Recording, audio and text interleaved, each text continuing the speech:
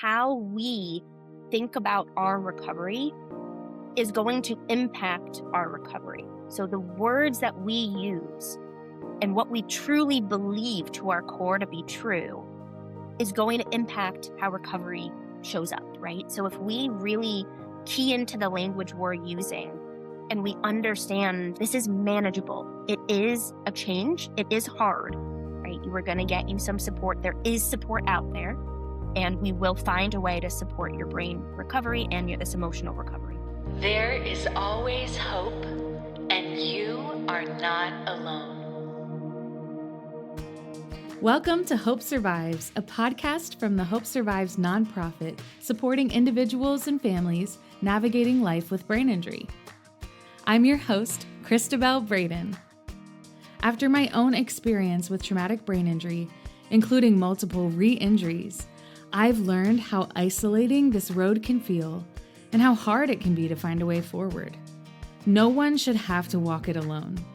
On this show, we explore the realities of life with brain injury through encouragement, thoughtful conversations, expert insights, and real stories. No matter where you are on your journey, remember, you're never alone, and hope survives.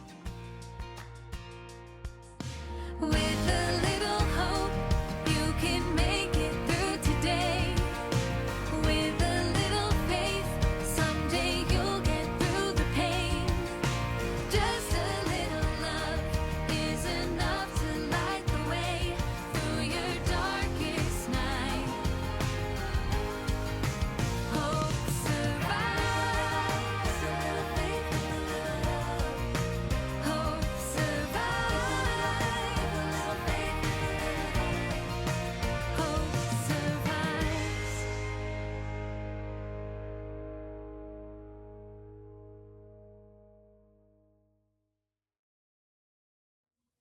Hey friends, welcome back to Hope Survives podcast. Today I am so excited to be joined by Jenny Traver, who is a speech language pathologist who specializes in helping students return to school after a brain injury. Today's conversation is about mindset and learning, and we're going to talk about the importance of cognitive recovery, emotional support, and even the role of parents that can help facilitate students getting back into academics. We're going to talk about practical tips for students and the significance of self-advocacy in the recovery process. This is more than just a student conversation, although we do talk about that. So if you're a student, you're definitely in the right place. We're also going to talk about how interconnected the cognitive, emotional, and social aspects of healing are, and how important it is to take a whole person approach to brain injury recovery, which, if you've been listening to the podcast for any length of time, you know is something that at Hope Survives, we are so passionate about. I really love this conversation for so many reasons, but it was so relatable to me, and Jenny's just wonderful, and I know you're going to really enjoy what she has to share. But before we get into that, we have a spotlight with Dr. Jeremy Schmoe from the Functional Neurology Center, and today he's going to talk about the neurological side of learning and neuroplasticity and your brain's ability to rewire. So let's go to Dr. Schmoe. Yeah, so when you injure the brain, not only can there be changes like what I usually talk about is like cerebellum and those connections into the brainstem, but we have to remember like one of the biggest inputs down into the brainstem and into your cerebellum is your frontal cortex. So just by doing learning and educational tasks, maybe you're doing something like, let's have you say every other letter of the alphabet, or like dual task. We use this program. It's called IBAB. It's from Denmark, where you're doing all these cognitive tasks. And what I think happens is that activates and then that fires down into areas of the brain, more of like a top-down approach. So when we do cognitive things, we have to think, we have to like work that frontal lobe like a muscle. It's got to loop down through the whole neurocircuitry, down through the basal ganglia, into the midbrain, and then that fires down into areas of the brainstem, and then it loops back to the cerebellum, and then the cerebellum loops back around and it talks back to the frontal cortex. So if we can do learning tasks at the same time as you're like doing movements of your body, or we get you dual tasking or doing primitive reflex exercises, or that movement activation combined with learning, that works really well. We'll have people, we use this program, it's called Brain Toolkit app. It's $18. You can use it online. Recommend working with it with a provider, though.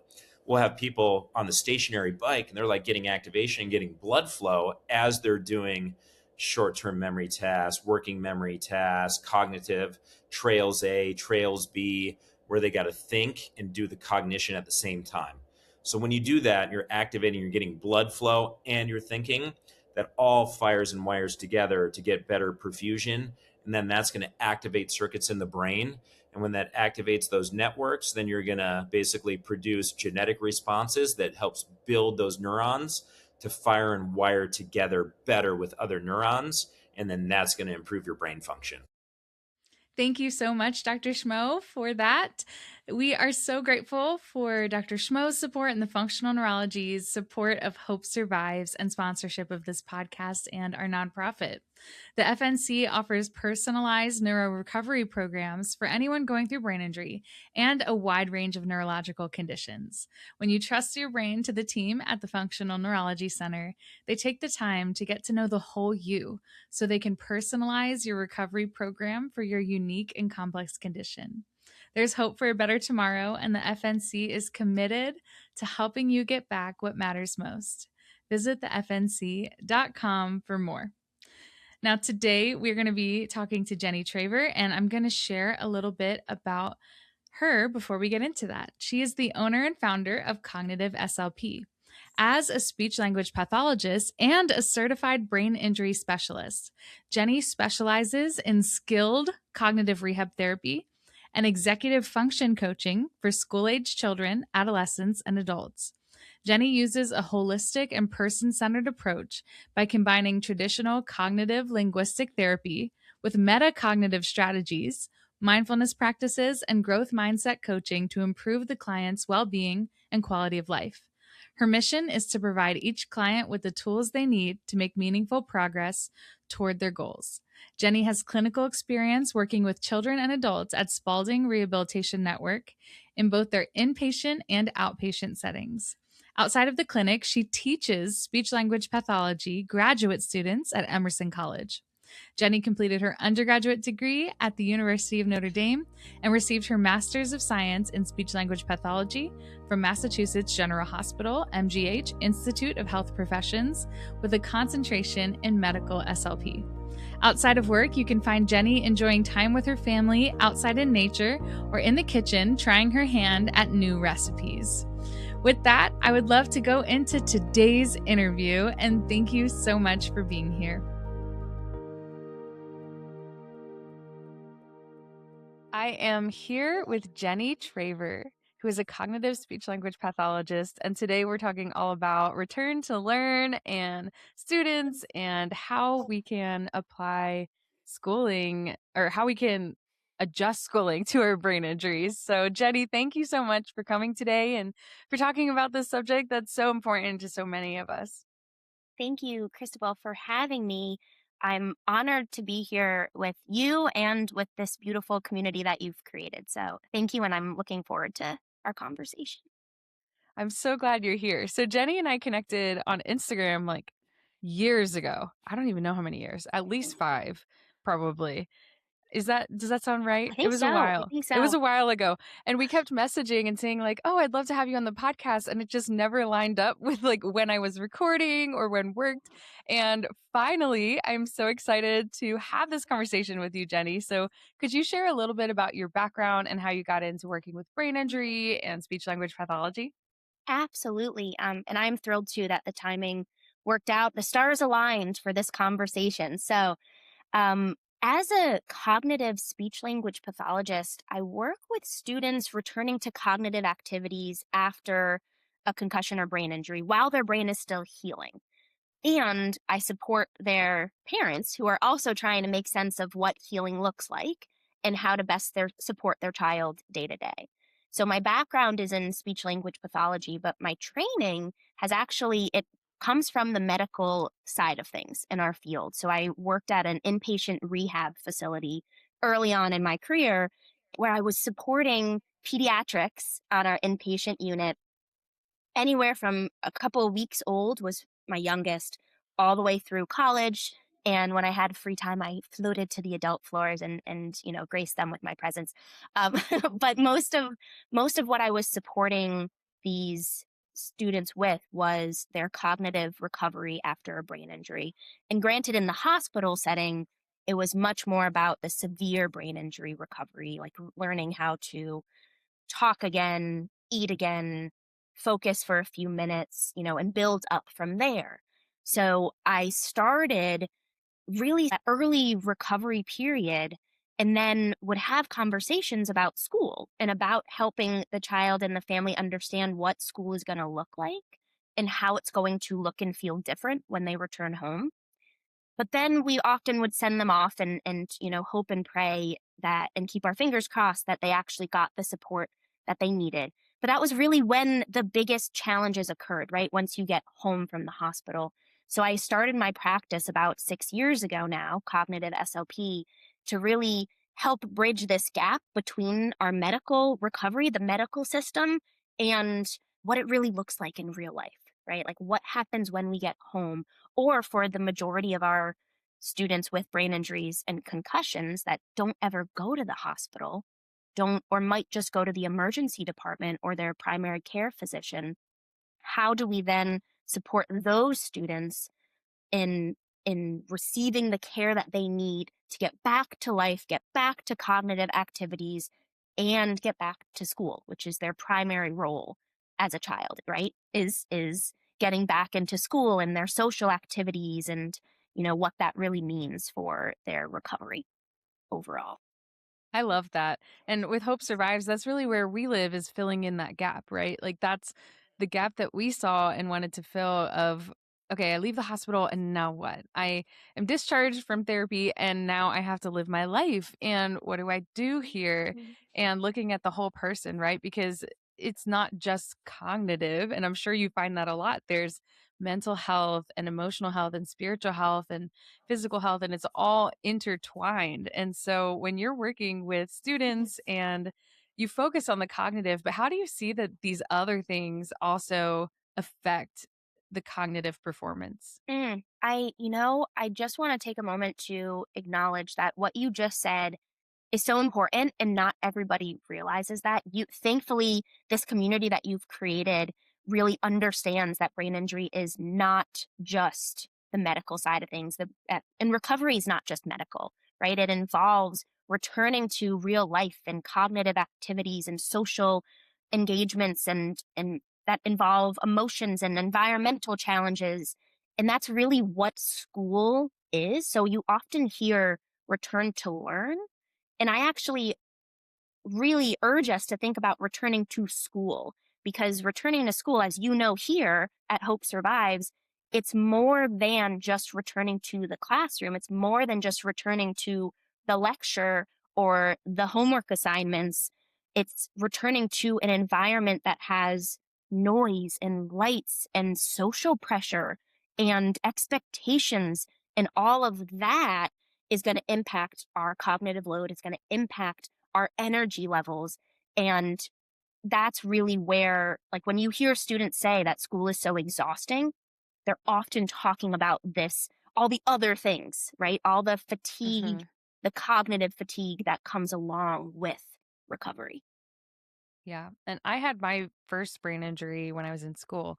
And going back to school was very challenging for me. And part of it was the bullying. Like some of the other students were bullying me because I went from high performing AP student to special ed and having like balance issues and everything like that. And one of my accommodations was I would have to leave class a couple minutes before the bell rang so that I could walk to my next class without the hallways being crowded, because my Mhm. balance was not good enough to walk from one class to another, and I wasn't cognitively able to navigate a crowded hallway. Mhm. And that in itself made me feel othered, it made me feel different, but it was necessary because I wouldn't be able to get from downstairs to upstairs. I also had an elevator pass because I couldn't do the stairwells, especially when they were crowded because of my balance and problems. And so, going from one class to another class, I wouldn't even be able to get there if I didn't leave early enough. But that in itself made me feel different and weird and hard. I missed the very end of class. And so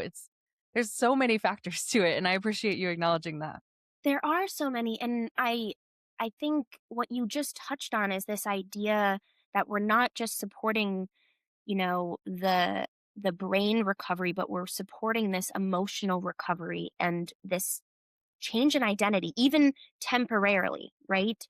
But a change in identity, and often a sudden change that can be really dramatic and traumatic for the system, to all of a sudden, as you describe, go from high achieving to needing support. If you've never needed support before, that's really challenging to wrap your head around what that means and what it looks like. And, how do you reconcile this new version of you with who you believe to your core is who you are, or to go from being, really, being an athlete, right? Being a athlete first and then a student after. And now you can't be on the field with your team. You, in the same way, you can't. And I think we don't often think about, well, you might not think about that. Your community does beautiful in thinking about this, that it's not just like that this identity shift is going to impact your energy for the day. Yeah. It's going to impact your cognitive load and your ability to manage your recovery. And it's going to impact how you show up for yourself and how you show up in your life. And I think that's the piece that needs extra, support, right? Like holding someone else's heart and saying, we've got this. And it's something that clinicians can certainly support you with.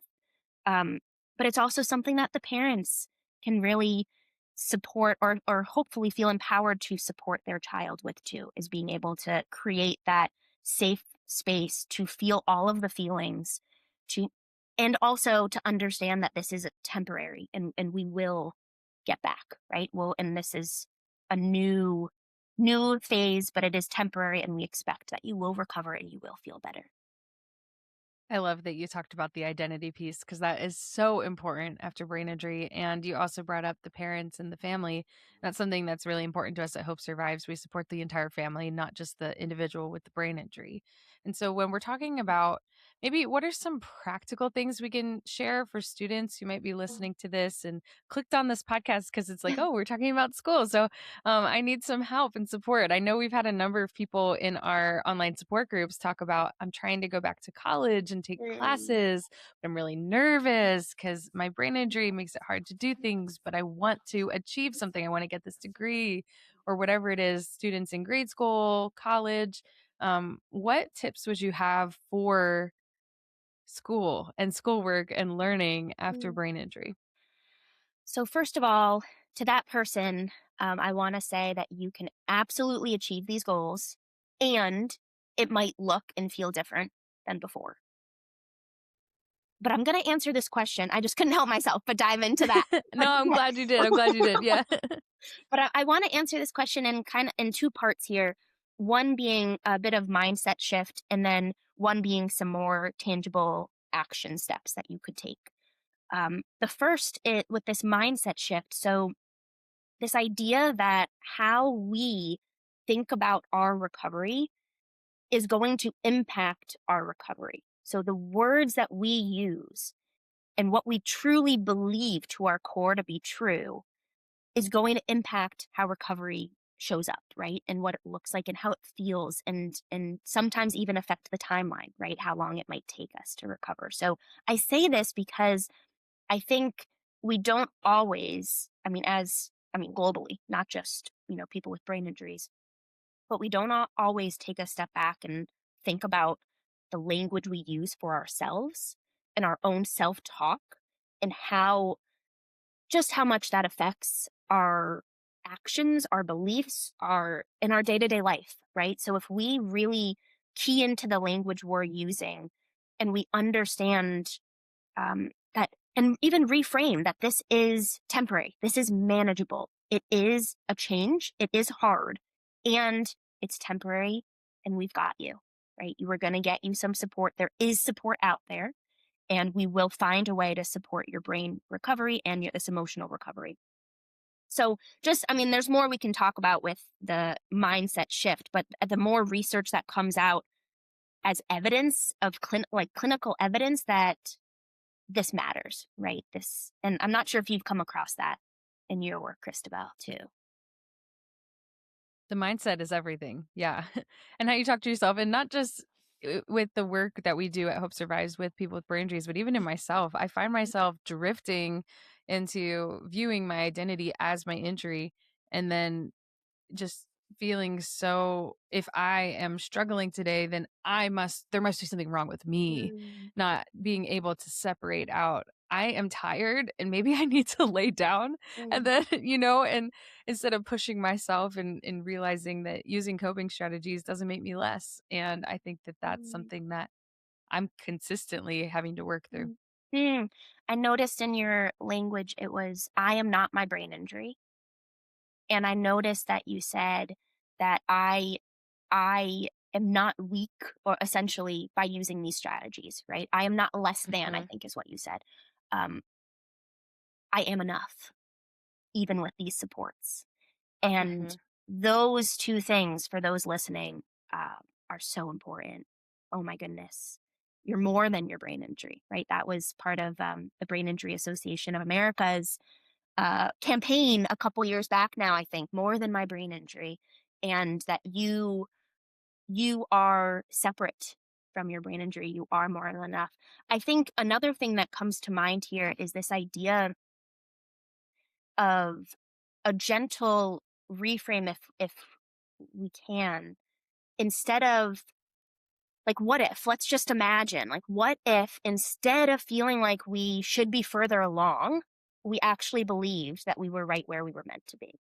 Like, what if instead of pushing through, we actually use this as an opportunity to listen to our bodies and our heart and show it compassion and slow down?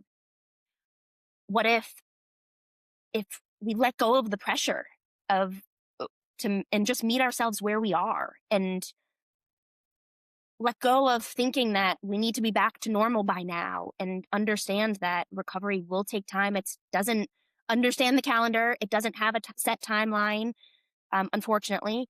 And instead of feeling like we should be better now, we just trust that we are healing. And I think taking the moment to really sit with some of those things and use this as an opportunity to be more gentle with yourself, and practice this self-compassion, which so many of us need to practice. It is a beautiful moment to really notice how you're feeling and get more in tune with yourself, and move from a place of strength and compassion, and not pressure and overwhelm. I love that. And pushing away the shoulds. I think I battled that consistently, even still.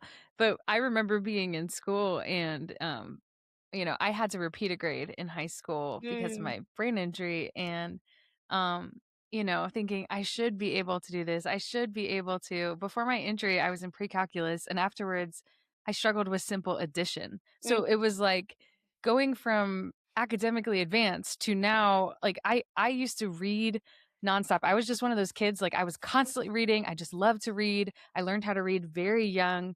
And after my injury, I couldn't even remember what came the page before.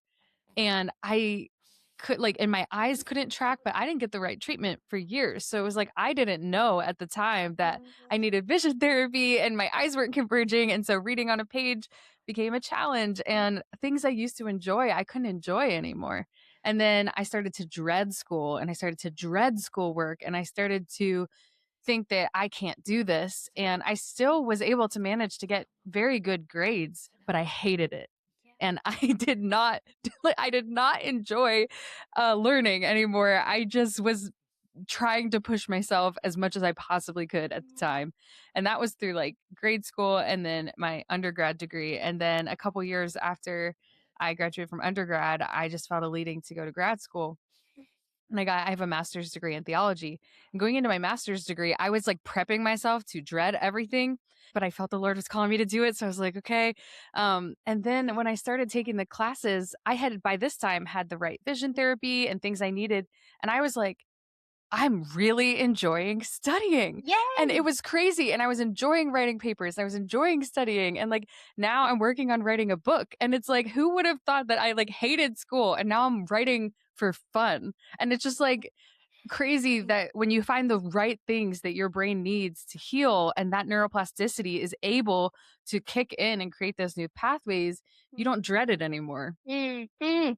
Oh my gosh, Cristabelle, that what you said is just so important because I see this so often in my work where students go back to school, they have some supports initially, and then at some point, whether it's a few weeks later or months later or sometimes years later, it just all becomes too much. And my hope, one of my missions in life is to help people earlier on, right? To know that you can receive this care and support and we can find the right providers for you. So you do not need to get to the point where you hate school when you used to love it.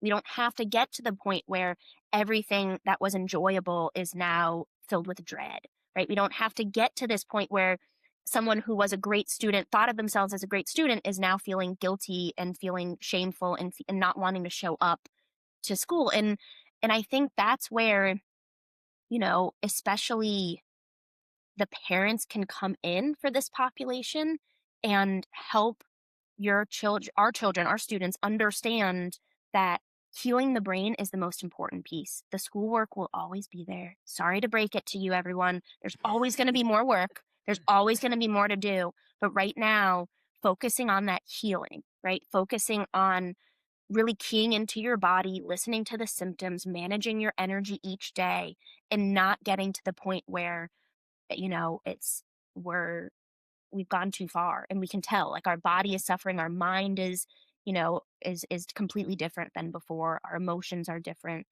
um, so that's my hope, is to get in there sooner. And I think the parents have a really unique role because they know their child so well, right? They can help their child, especially on the younger age, who are still trying to understand their body and what symptoms might be attributed to the concussion or something else.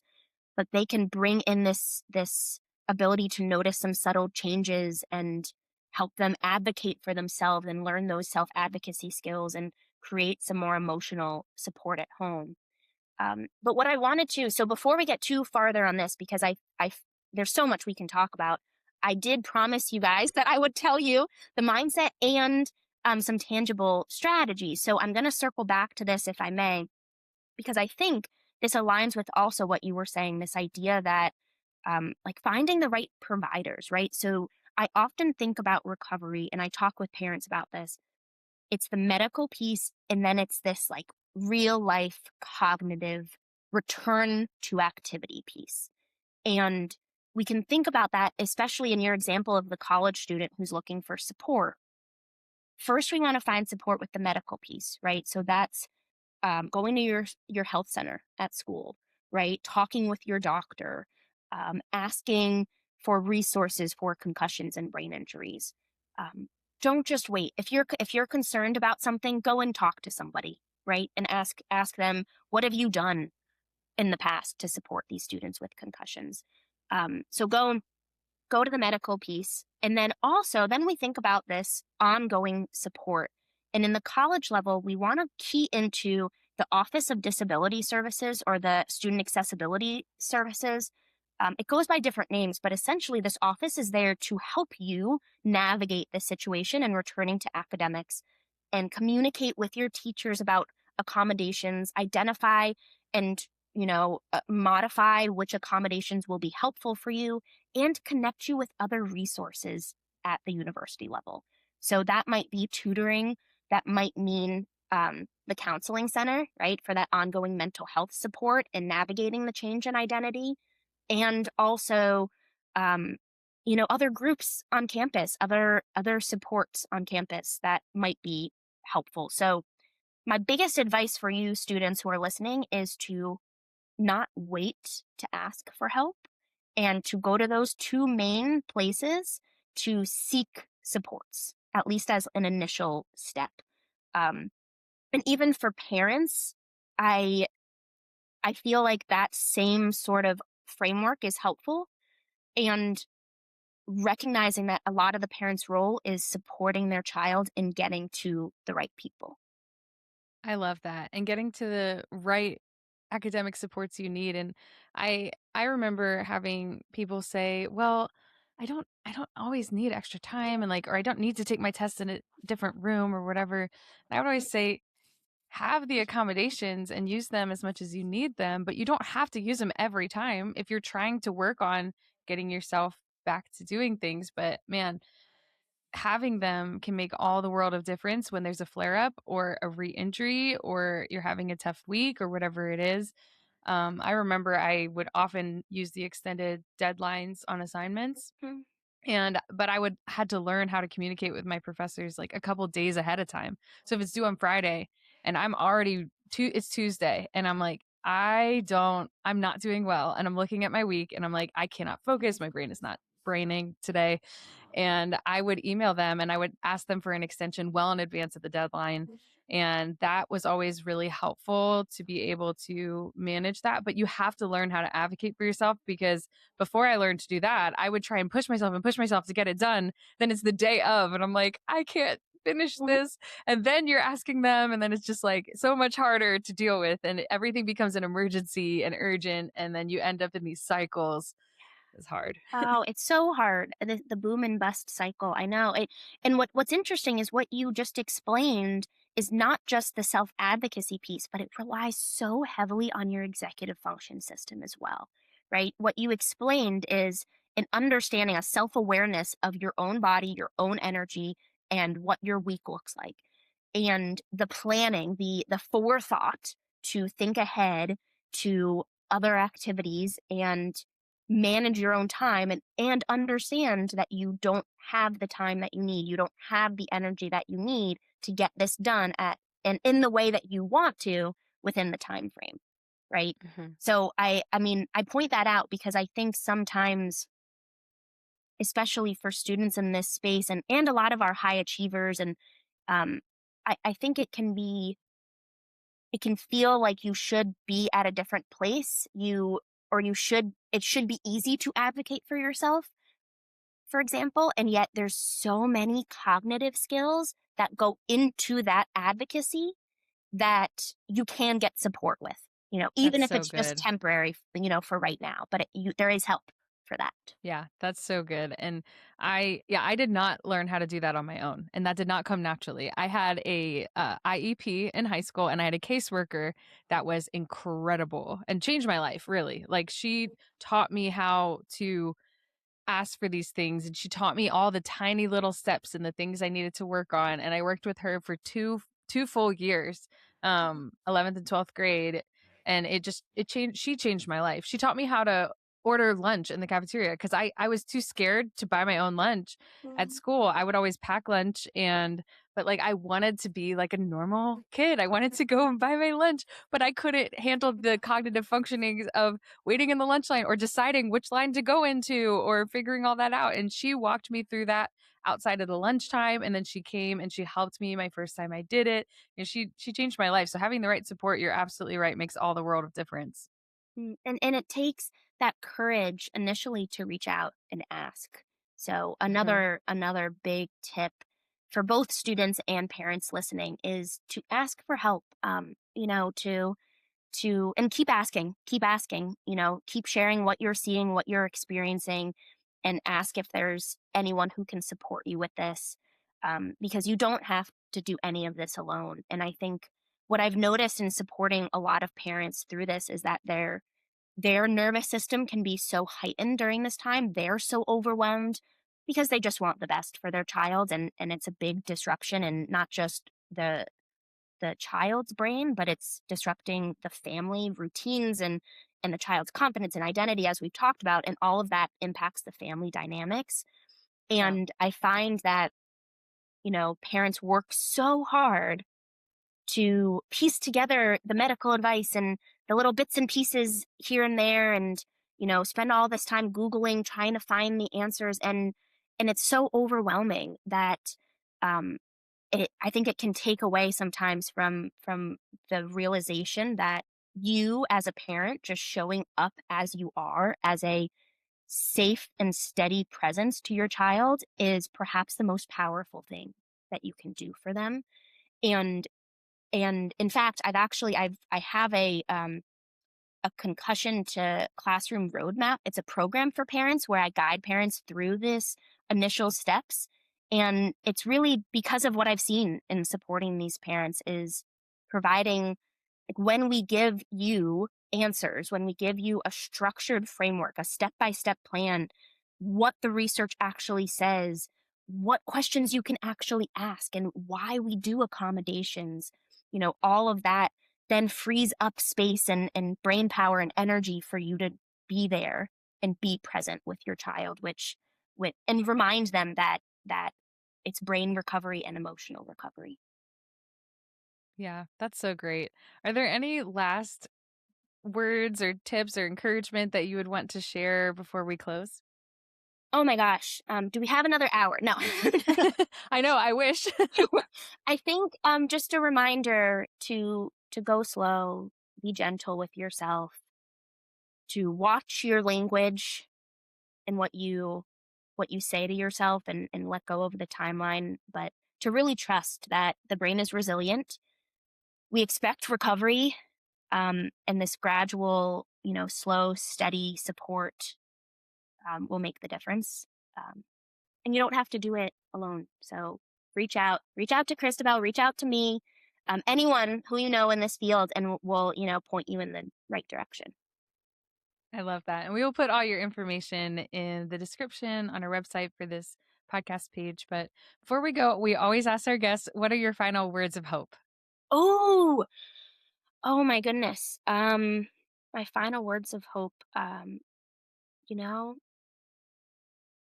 recovery, even though recovery is not linear, with the right supports and the right mindset, it can be steady, and you are not your brain injury. You're more than your brain injury, and you're more than enough. I love that. Thank you so much, Jenny. I love the distinction between steady and linear. That's so good. That it might not be linear and happening the way you want, but it can still feel steady, and that's wonderful advice. Thank you for being here with us, Jenny. So great to get to chat with you, finally have you on the show. And if anyone has any further questions, you can email us hi@hopesurvives.org, and we'd be happy to pass anything along. Thank you all for listening, and we'll see you next time on Hope Survives podcast. Thanks, Jenny. My pleasure. If you enjoyed today's podcast, we would love if you would consider leaving us a rating or a review. We are so grateful to be able to provide this support for the brain injury community. And if you would like to get connected, please visit hopesurvives.org.